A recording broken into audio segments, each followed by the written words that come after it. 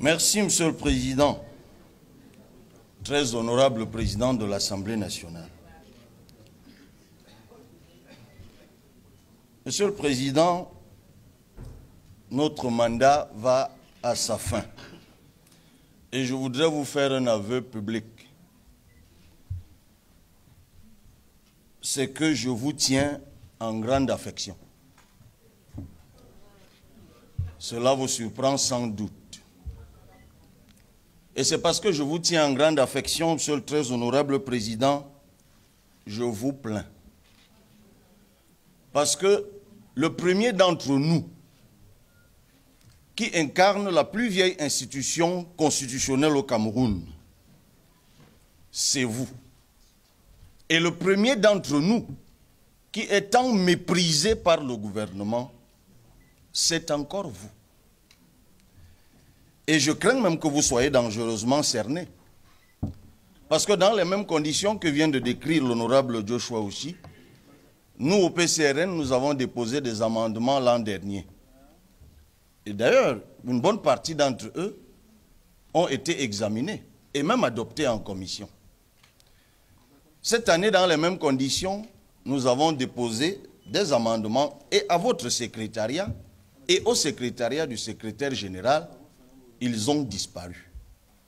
Ma première question est, dans quel bénétariat d'Ongoekele ils ont été jetés? Avec un peu de chance, nous allons faire emballer nos propres beignets avec. Monsieur le ministre des Finances, quel est au juste l'objectif stratégique du budget du Cameroun en 2025?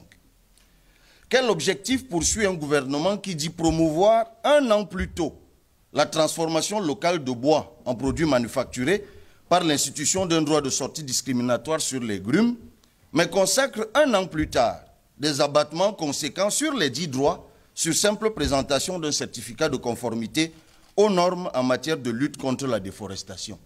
Où est la cohérence? Le gouvernement s'est engagé à réaliser la SND 30 avec des objectifs clairement affichés. Le scénario de la vision prévoyait un taux de croissance moyen de 6,6% pour la période 2021-2025.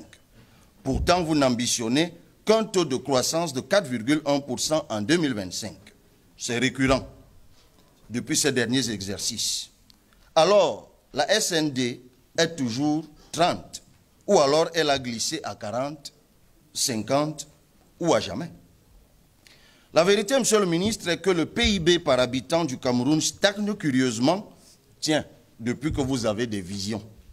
DSE, Planut, Cocan, SND 30. Ce PIB est passé de 1434 $ en 2012 à 1589 $ en 2022. Aucun pays de niveau comparable n'a fait pire.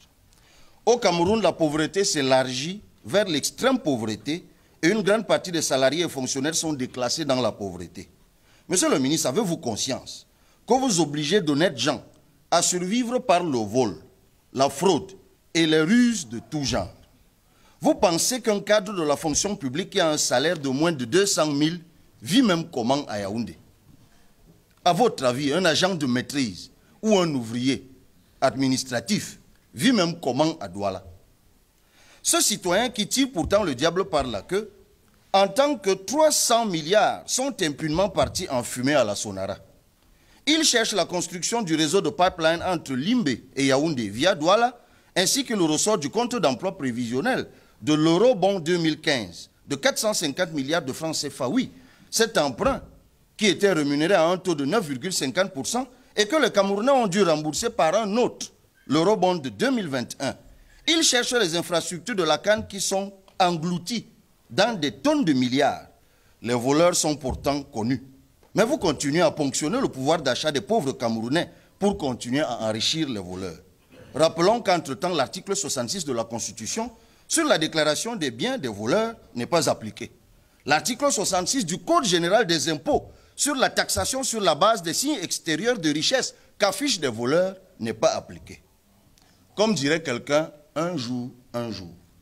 Monsieur le ministre, le budget de 2025, comme celui des 4 derniers exercices, ne sert ni les intérêts des entreprises, ni les intérêts des ménages camerounais. Pourquoi je le dis? Parce que vos politiques publiques ne concourent qu'au paiement des impôts, à la création de nouveaux impôts et à l'augmentation des tarifs des impôts existants. Aucune politique publique de votre budget n'augmente substantiellement le pouvoir d'achat, n'accroît la compétitivité des entreprises, ne concourt à la transformation locale ou ne crée des débouchés pour les produits subséquents. On dirait que vous gouvernez pour vous-même, contre les Camerounais, contre les ménages et contre les entreprises.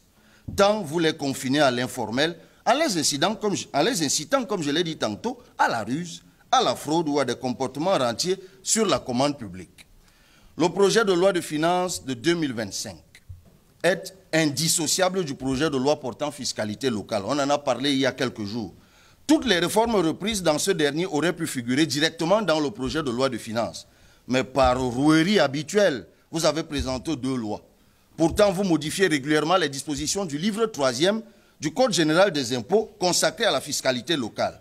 Le but était de dissimuler l'ampleur des nouveaux impôts dans le flot des reprises des dispositions non modifiées des dispositions du Code général des impôts portant fiscalité locale. Qu'on se comprenne bien, Monsieur le ministre. La masse critique des prélèvements susceptibles d'induire le développement aussi entre 23 et 25% du PIB par exercice. Les capacités contributives des contribuables camerounais dépassent largement ce seuil. Le problème, c'est l'incurie du gouvernement. Sans création de nouveaux impôts et augmentation des recettes non fiscales, nous pouvons réaliser de façon optimale plusieurs objectifs de développement. Allez explorer les niches fiscales qui existent plutôt que de multiplier inlassablement les taux d'imposition et les nouveaux impôts. Dotez-vous d'une infrastructure informatique solide et intelligente dédiée à la dématérialisation des procédures fiscales, au suivi de la facturation électronique de toutes les opérations économiques, à la déclaration et au paiement de l'impôt. Tout le monde sait ce qui se passe ces jours-ci pour la déclaration des impôts. Réaliser un meilleur encadrement des amendes fiscales, Monsieur le ministre, afin que celles-ci soient recouvrées comme les recettes budgétaires le sont. On est tous au courant des affaires Glencore, Bourbon, toutes choses qui démontrent clairement que les impôts que nous refusons ici à percevoir, ici au Cameroun, du fait de la corruption, sont revalorisés et payés en amende conséquente dans d'autres juridictions. Exercer aussi, Monsieur le ministre, un meilleur contrôle fiscal. Le tableau synoptique de l'évolution du rendement de la Direction générale des impôts signale un rendement moyen de 40 milliards par exercice sur les 10 dernières années. L'activité manque cruellement de personnel. Dématérialiser et contrôler véritablement, ça élargira l'assiette fiscale. Pour finir, je vous exhorte, Monsieur le ministre, à une taxation plus juste des revenus fonciers des particuliers, afin d'éviter qu'un taux confiscatoire ne vienne décourager les particuliers petits propriétaires. Une imposition progressive des petits propriétaires fonciers après prise en compte effective de l'abattement forfaitaire de charges réelles, comme vous l'avez dit, serait plus rationnelle. Et en partant, 2 choses à vous dire. En 2017, je me souviens à l'université de Yaoundé 2, vous étiez à la dédicace d'un ouvrage sur la transformation structurelle. Le même auteur vient de publier un ouvrage très intéressant, en tout cas sous sa coordination, le professeur Henri Ngouatabi, qui est intitulé « État développementaliste camerounais versus État développementaliste sud-coréen. Comment réussir la transformation structurelle ?» Vous y trouverez des clés. Et je m'en vais donc en vous rappelant le conseil de la dernière fois. S'il vous plaît, l'an prochain, en 2025, laissez le président Biya aller se reposer au village. Les Camerounais ont soif d'un nouveau management politique. Merci beaucoup.